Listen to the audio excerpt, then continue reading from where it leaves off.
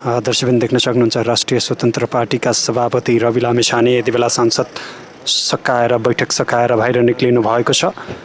प्रधानमन्त्री बालेन शाह नआए पनि उहाँ यति बेला संसद बैठक सिद्धाउन साथ उहाँ आफ्नो गाडीभित्र चढेर जानुभएको यो दृश्य हामीले तपाईँलाई देखाइरहेका छौँ।